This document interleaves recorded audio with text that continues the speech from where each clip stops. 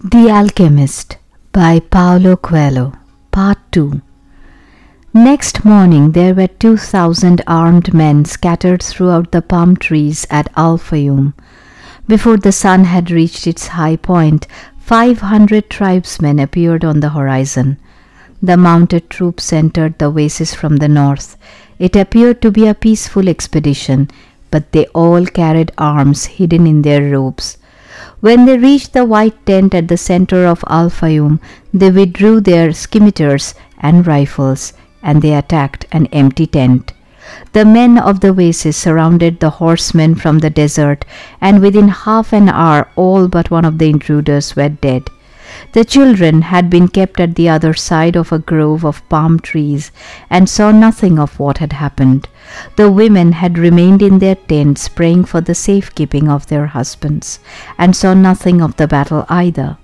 Were it not for the bodies there on the ground, it would have appeared to be a normal day at the oasis. The only tribesman spared was the commander of the battalion. That afternoon he was brought before the tribal chieftains, who asked him why he had violated the tradition. The commander said that his men had been starving and thirsty, exhausted from many days of battle, and had decided to take the oasis so as to be able to return to the war. The tribal chieftain said that he felt sorry for the tribesmen, but that the tradition was sacred. He condemned this commander to death without honor. Rather than being killed by a blade or a bullet, he was hanged from a dead palm tree, where his body twisted in the desert wind. The tribal chieftain called for the boy and presented him with 50 pieces of gold. He repeated his story about Joseph of Egypt and asked the boy to become the counselor of the oasis.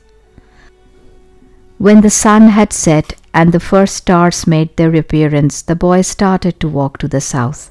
He eventually sighted a single tent, and a group of Arabs passing by told the boy that it was a place inhabited by genies. But the boy sat down and waited. Not until the moon was high did the alchemist ride into view. He carried 2 dead hawks over his shoulder. "I am here," the boy said. "You shouldn't be here," the alchemist answered. "Or is it your destiny that brings you here? With the wars between the tribes, it's impossible to cross the desert, so I have come here." The alchemist dismounted from his horse and signaled that the boy should enter the tent with him. It was a tent like many at the oasis. The boy looked around for the ovens and the other apparatus used in alchemy, but saw none. There were only some books in a pile, a small cooking stove, and the carpets covered with mysterious designs.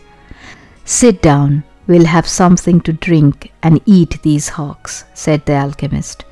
The boy suspected that they were the same hawks he had seen on the day before, but he said nothing. The alchemist lighted the fire, and soon a delicious aroma filled the tent. It was better than the scent of the hookahs. "Why did you want to see me?" the boy asked. "Because of the omens," the alchemist answered.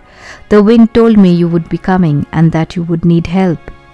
"It's not I the wind spoke about, it's the other foreigner, the Englishman. He's the one that's looking for you. He has other things to do first, but he's on the right track. He has begun to try to understand the desert." "And what about me?" "When a person really desires something, all the universe conspires to help the person to realize his dream," said the alchemist, echoing the words of the old king. The boy understood. Another person was there to help him toward his destiny. "So you are going to instruct me?" "No, you already know all you need to know. I am only going to point you in the direction of your treasure." "But there's a tribal war," the boy reiterated. "I know what's happening in the desert. I have already found my treasure. I have a camel. I have my money from the crystal shop, and I have 50 gold pieces. In my own country I would be a rich man." "But none of that is from the pyramids," said the alchemist. "I also have Fatima. She is a treasure greater than anything else I have won." "She wasn't found at the pyramids either." They ate in silence. The alchemist opened a bottle and poured a red liquid into the boy's cup.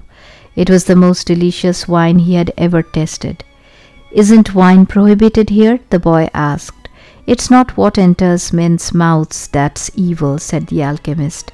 "It's what comes out of their mouths, that is."